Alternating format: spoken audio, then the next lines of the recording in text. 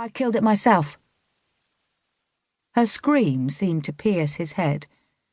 He was so shocked he dropped the mouse, which landed on the floor with a faint thud. Such a small sound for a dead body. His father came running into the kitchen.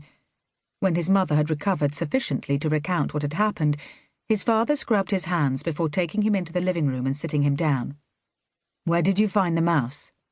he asked, his grey eyes sharp with concern.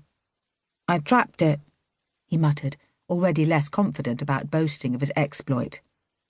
"You mean you found it?" He shook his head. "Tell me exactly what happened." Pride in his accomplishment overcame his reticence as he recounted how he had set a trap in the garden and, after many attempts, had finally succeeded in catching a mouse. "And the animal was dead when you found it?" Something in his father's manner warned him to be cautious. "Sort of," he hedged. "So you finished it off to put it out of its misery?" He nodded. It was a weird way of describing his experience, but even at such a young age, he could sense it might be best to conceal his feelings. Later that day, he heard his father explaining to his mother that he had wanted to end the creature's suffering. "He said it was a present for me," she replied in an odd, stiff voice. "He told me he killed it himself." She burst into tears. "If he had a little brother or sister to keep him company, he wouldn't be trying to copy Billy." He had often overheard his parents talking about wanting to give him a brother or sister.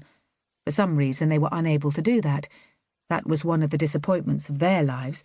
But if they had bothered to ask him, he would have told them he was pleased not to have a noisy baby grabbing his toys and hogging his parents' attention. They were better off as they were.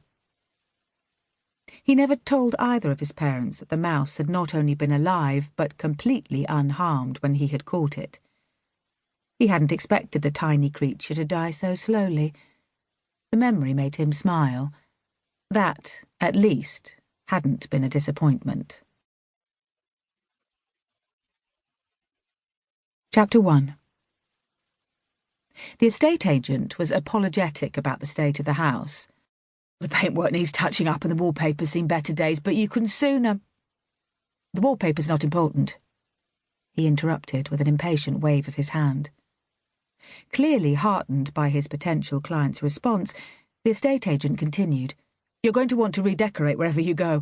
The windows will need replacing eventually, but that's been taken into account in the asking price." The state of the house must have put a lot of buyers off.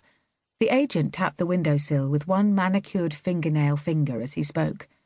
Behind his fake grin, his eyes were bright, alert to any sign of interest. "The vendor might be persuaded to make a further reduction for a quick sale. It's been on the market for a while at a higher price.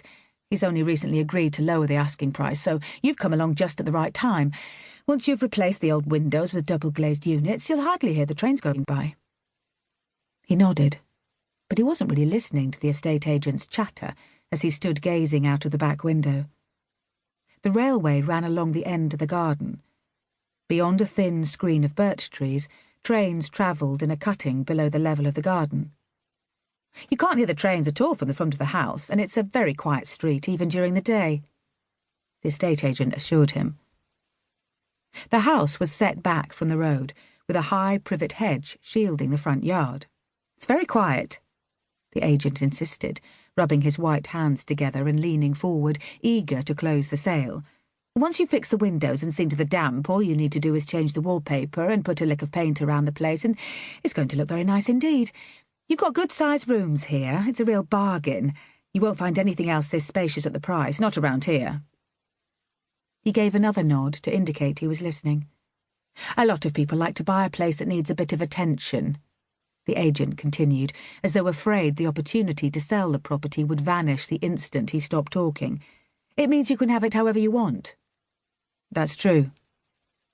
He didn't mention that he was in no hurry to decorate. Peeling wallpaper didn't bother him. What attracted him was something very different. A garden that wasn't overlooked from any direction. He waited a moment, telling the agent he wanted to hear a train go past the end of the garden.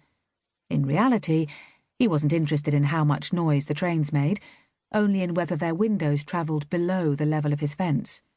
He had to be sure he couldn't be seen by passengers rattling past.